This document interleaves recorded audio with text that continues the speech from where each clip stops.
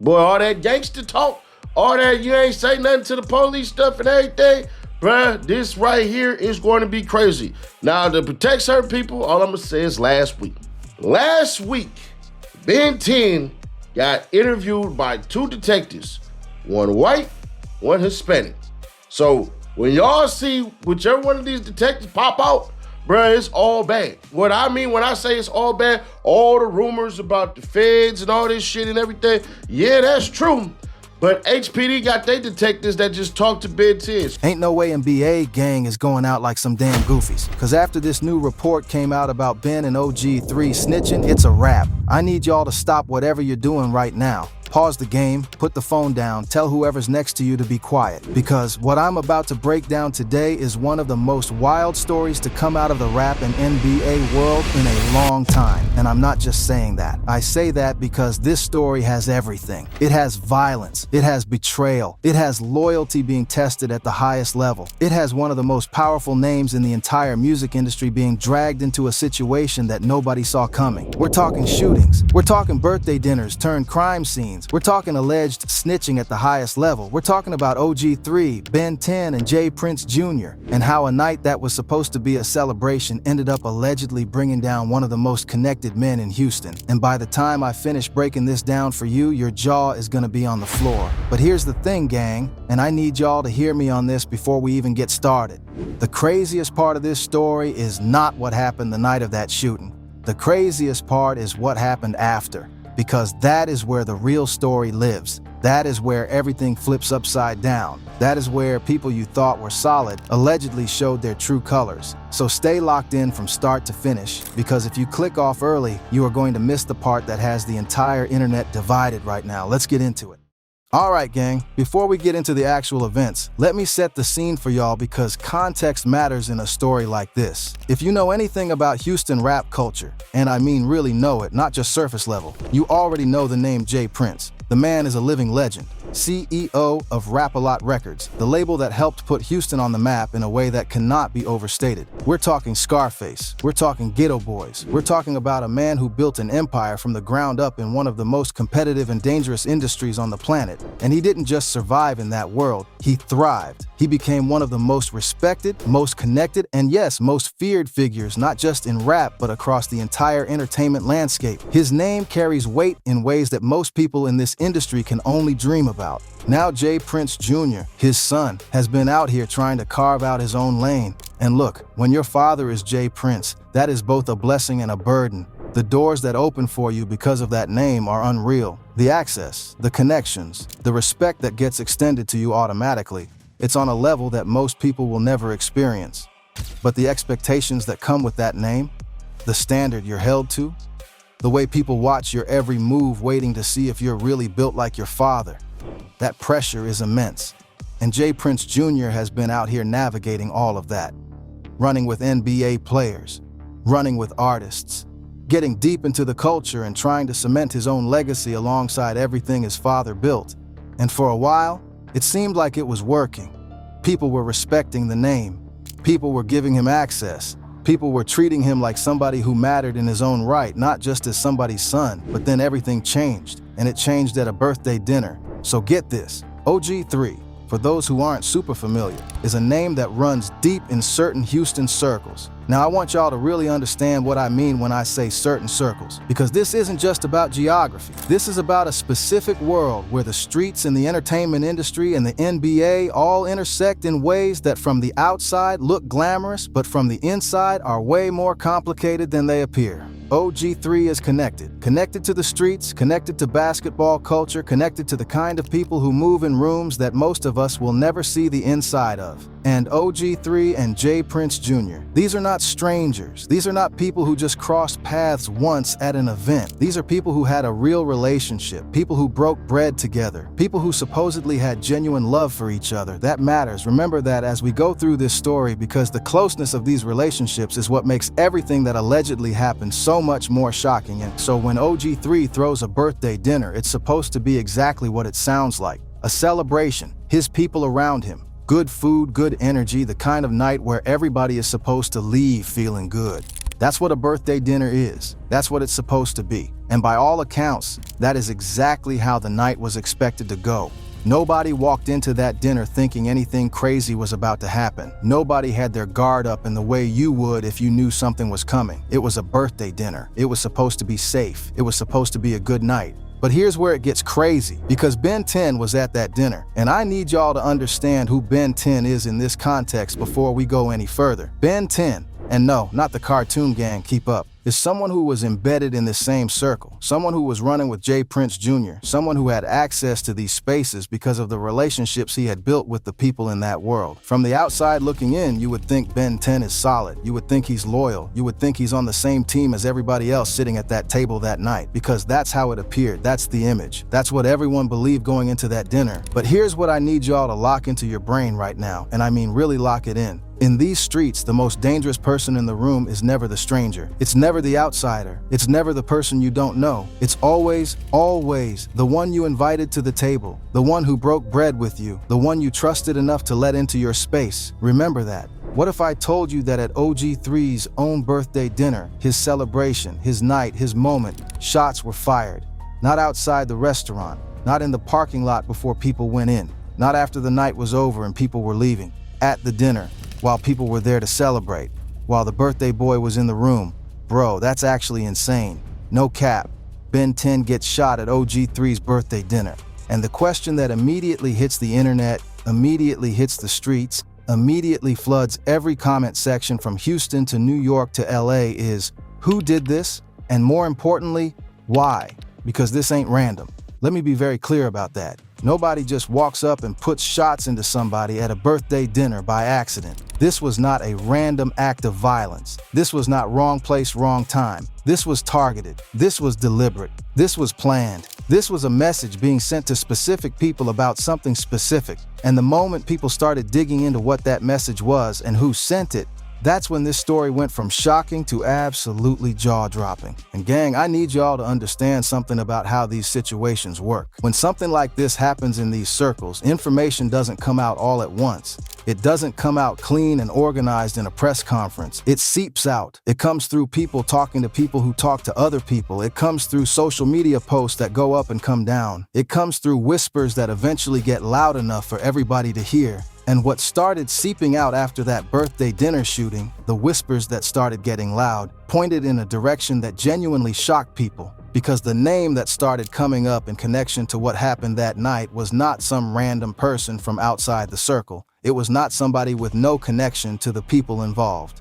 The name that started coming up was Jay Prince Jr. Now I want y'all to really sit with that for a second, because this isn't just some random accusation being thrown around. This is someone who was connected to everyone involved, someone who had a relationship with OG3, someone who Ben 10 was supposedly running alongside. And the claim that has people going absolutely crazy online, the claim that has the whole internet spinning, is that Jay Prince Jr. was allegedly the one who gave Ben 10 the green light for what happened at that dinner, the one who allegedly told Ben 10 to go do what was done. Y'all seeing this? Chat, are we surprised? Because this is where everything starts to unravel. This is where the story goes from a shooting to something that is so much bigger and so much more complicated. Think about what that means if it's true, and I'm gonna let y'all be the judge of that. I'm just breaking down what's out there. But think about it. If Jay Prince Jr. allegedly gave Ben 10 that order, then Ben 10 didn't walk into that birthday dinner on his own agenda. He didn't walk in there acting on his own feelings or his own beef. He allegedly walked in there as somebody else's instrument, somebody else's tool, somebody who was sent to do something by a person who stayed far away from the actual act itself, somebody who was allegedly used. And the person who allegedly used him connected to OG3. In a relationship with the man whose birthday dinner just became a crime scene. That is cold. That is calculated in a way that is genuinely hard to wrap your head around. And that is allegedly what went down that night. I'm not even lying when I say this story gets darker every single time you look at it from a different angle. Now here's where things really start to shift, and this is the part of the story that I think people need to slow down and really process. Because everything up to this point,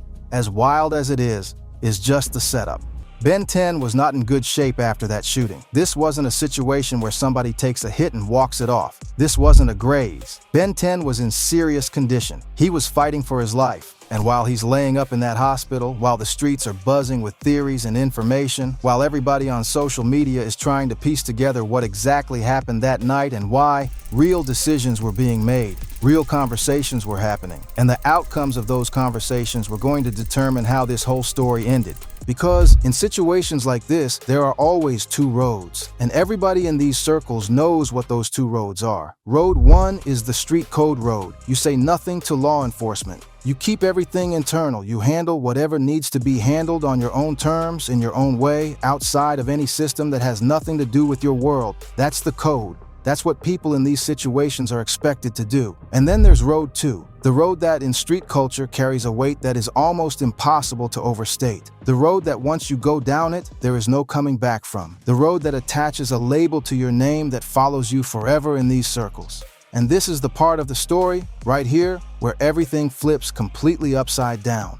Ben 10 wakes up, and Ben 10 starts talking. I kid you not, according to everything that has been circulating across social media, according to what fans have been saying, according to what has been spreading through these streets like wildfire. Ben 10 allegedly made statements to law enforcement about what happened that night at OG3's birthday dinner. He allegedly sat down with investigators and gave his account of events. He allegedly told them what happened, how it happened, and here's the part that changes everything, who was allegedly behind it. And gang, he was not alone in doing that. OG3, the man whose birthday it was, the man who threw the dinner, the man in whose honor all of these people were gathered that night. OG3 allegedly made statements too.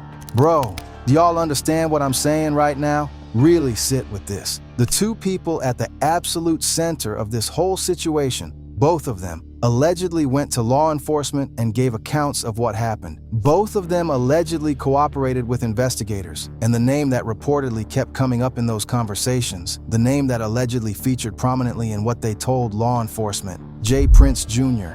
Gang, this is not a drill. This is not just social media noise. This is not two people arguing on Twitter. We are allegedly talking about actual statements made to actual investigators, real information handed over in a real legal context, the kind of information that law enforcement can actually use, the kind of information that has real consequences attached to it. And when you understand that, when you really understand the weight of what allegedly happened, everything that comes after starts to make a lot more sense. That's actually crazy. No cap at all, because this whole situation just elevated from street drama to something with genuinely serious legal implications. Now here's where I need y'all to really lock in, because this is the part of the story where all the dots connect. Fans, and look, I want to be clear that I'm presenting what people are saying, what people are analyzing, what the narrative looks like from the outside. Fans are claiming that the reason J. Prince Jr. ended up getting arrested is directly and specifically tied to those statements, directly tied to what Ben 10 and OG3 allegedly told law enforcement after that shooting. Think about that. Really think about that for a second. The very people who were allegedly used in this situation, the very people who were allegedly targeted, manipulated, put in impossible positions by someone who was supposedly in their corner,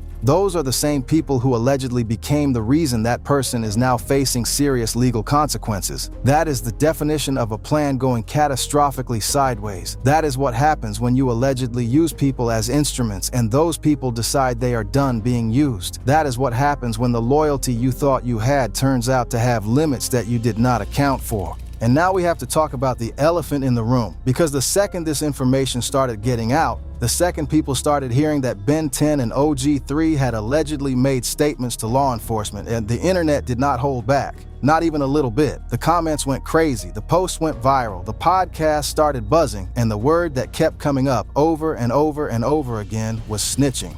Now gang, I am not here to lecture anybody about street code or tell you how to feel about any of this. That is not my place, and that is not what this video is about. But what I will do is break down exactly why this specific accusation in this specific situation is hitting so much harder than your average, she said, internet drama. Because OG3 and Ben 10 are not random civilians who got caught up in something they didn't understand and panicked. These are not outsiders who stumbled into a world they had no business being in. These are people who were embedded in this culture. People who understood the rules, people who had been around long enough to know exactly what the code is and what it means when you break it. And allegedly, they broke it. And that is why the internet reacted the way it did. But here is where it gets even more complicated. And I genuinely need y'all to think about this with me, because this is the part of the story that has people truly divided, and I think it deserves a real conversation. If J. Prince Jr. allegedly gave Ben 10 the order to do what was done at that birthday dinner, if Ben 10 was allegedly just carrying out instructions from somebody above him, then what does the code actually mean in that situation? Because on one hand, yes, talking to police is what people in the streets call snitching. That is not up for debate. That is just what it is called in that world. But on the other hand, and I want y'all to really hear this, if you were allegedly used by somebody you trusted to commit an act of violence, and then that same person is positioning themselves to walk away clean while you take the full weight of what happened, do the rules apply the same way? If somebody allegedly sent you into a room to do something and is now sitting back safely while you deal with the consequences, is the code something that person gets to invoke? Is that how it works? Because that is the question that the comments, the group chats, the podcasts, and the social media posts have been going back and forth on ever since this story broke wide open. Chat, are we really surprised that people are split on this? Because I'm not. This is genuinely not a simple situation. This is layered, this is complicated, and the fact that it's this complicated is exactly why it won't go away. And what makes the OG3 piece of this even more wild to me, like genuinely wild, is that it was his birthday dinner, his night, his celebration. The whole reason everybody was in that room was to show love to OG3. And allegedly somebody used that occasion, used that gathering, used the fact that people were going to be relaxed and in a celebratory mood and not expecting anything to go wrong, and turned it into the setting for something violent.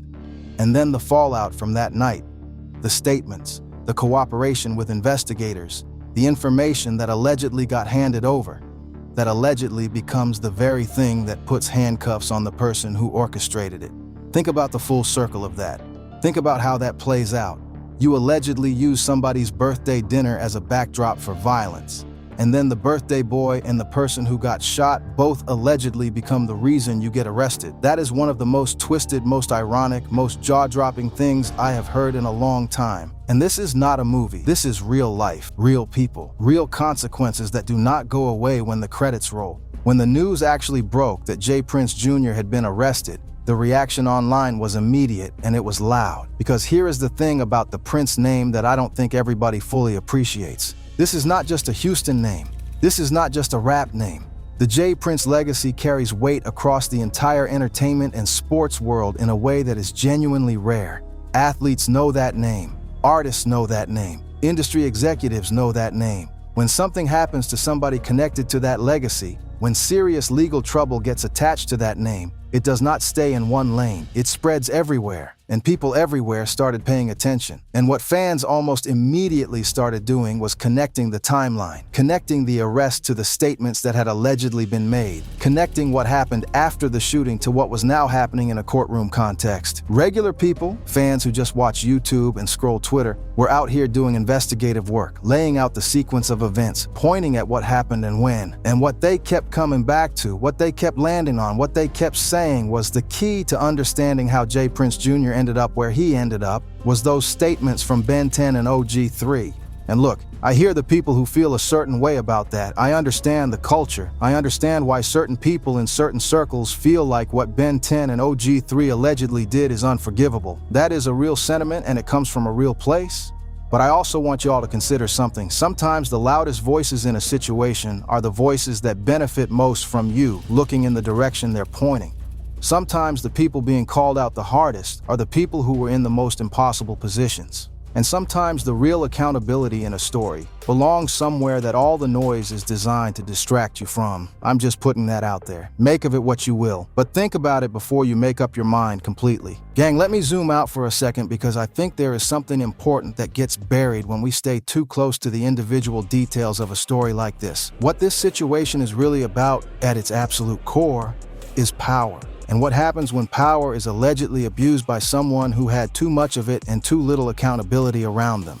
J. Prince Jr. was someone in a position of real influence. People moved when he said move. People opened doors when he knocked. People extended trust and loyalty and access because of who he was and who his father is. And that kind of influence, when it is used responsibly, can do incredible things. But when it is allegedly used to manipulate people, to put people in dangerous situations, to use the loyalty of the people around you as a weapon against somebody else while you stay clean and protected on the sidelines, that is when things go wrong in ways that cannot be undone. And allegedly, that is exactly what happened here. That trust was weaponized, that influence was abused, and the people who were allegedly on the receiving end of that made a decision that changed everything. Because when people feel used, when people feel like they were a pawn in somebody else's game, when people feel like they took a risk or took a fall for somebody who never had any intention of being there when things went sideways, sometimes those people talk.